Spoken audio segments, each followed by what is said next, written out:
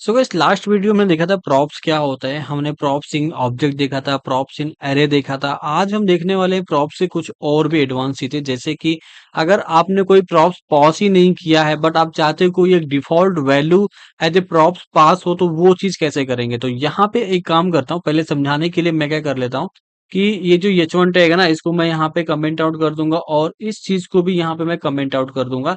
अगर मैं यहाँ पे आऊं तो आपको यहाँ पे दिख रहा हो कुछ भी नहीं दिख रहा, राइट। सपोज मैं क्या कर रहा हूँ कि यहाँ पे मैं उसी कंपोनेंट को कॉल कर रहा हूँ। आप लोगों ने अगर लास्ट वाला वीडियो देखा होगा तो आपको ये चीज बहुत ही प्रॉपरली समझ में आएगी।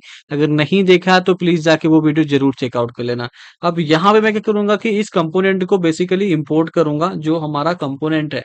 ओके, सो हमारा एक सेकेंड, यहाँ पे कुछ इस तरीके से हमको कंपोनेंट डालना पड़ेगा, समथिंग लाइक दिस। ठीक है, तो ये हमारा कंपोनेंट है जो हमने यहाँ से लेक्चर नंबर 12 के अंदर से यूज कर लिया। यहाँ पे हम क्या करते थे बेसिकली, हम यहाँ पे एक प्रॉप्स डालते थे। कुछ इस तरीके से करते थे। अगर मैं यहाँ पे राहुल वीएस के कर देता हूँ और मैं यहाँ पे फिर यूजेड डॉट जेएसएक्स के अंदर मैं यहाँ पे आता हूँ, तो यहाँ पे बेसिकली नेम लिख दूंगा और यहाँ पे अगर मैं नेम लिख दूंगा तो मेरे को यहाँ पे डिस्प्ले होगा राहुल वीएस के। आप लोग यहाँ पे देख सकते हो। तो ये हमारा एक प्रोसेस था कि कैसे हम प्रॉप्स भेजेंगे, कैसे हम डेटा को भेजेंगे। अगर सपोज मैंने क्या किया कि ऐप डॉट जेएसएक्स के अंदर मैंने क्या किया कि फिर से इसी कंपोनेंट को कॉल किया और मैंने कुछ डेटा ही नहीं भेजा। एक काम करते हैं, मैं फिर से यहाँ पे यूजर कुछ इस तरीके से इंपोर्ट करूंगा और मैं यहाँ से कुछ भेज नहीं रहा हूँ, बट मैंने कंपोनेंट तो कॉल किया है। अगर मैं यहाँ पे आऊँ, देख रहे हो कि यहाँ पे कुछ भी प्रिंट नहीं हो रहा है। सपोज अभी देखना यहाँ पे क्या होगा। बेसिकली मैं एक काम करके समझाता हूँ कि यहाँ पे ना एक H1 टैग या फिर एक BR टैग बनाता हूँ और नीचे एक बेसिकली क्या करूंगा, एक H1 टैग बनाऊंगा और यहाँ पे हाई लिख देता हूँ। ओके, और यहाँ पे मैं बेसिकली नेम को कुछ ऐसे प्रिंट कर देता हूँ। तो यहाँ पे अगर मैं आऊँ तो यहाँ पे देखोगे हाय, हाय राहुल VSK और हाय आ रहा है। ठीक है, बट ये हाय क्यों आ रहा है यहाँ पे, ओनली हाय क्यों आ रहा है, हाय राहुल VSK यहाँ पे क्यों नहीं आ रहा है। देखो, अगर यहाँ पे इसको पहले तो कमेंट कर देता हूँ। ओके, और मेरे को क्या करना था बेसिकली, ये जो नेम है ना इसको यहाँ से हटाना था।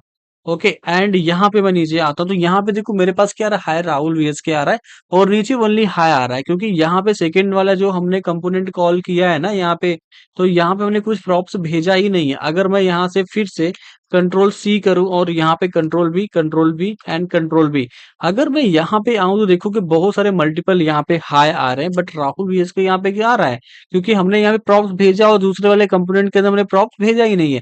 तो अगर हम कोई कंपोनेंट में प्रॉप्स नहीं भेज रहे, अगर हम प्रॉप्स नहीं यूज कर रहे हैं, तो बाय डिफॉल्ट कैसे प्रॉप्स आप यूज करोगे पता है। यहाँ पे बस आपको इक्वल लगाना है और यहाँ पे आपको लिख देना है जैसे कि कोड डायनमो। ठीक है, सो अगर मैं यहाँ पे आऊं, आप देखोगे कि ये राहुल VSK आ रहा है क्योंकि हमने प्रॉप्स भेजा हुआ है।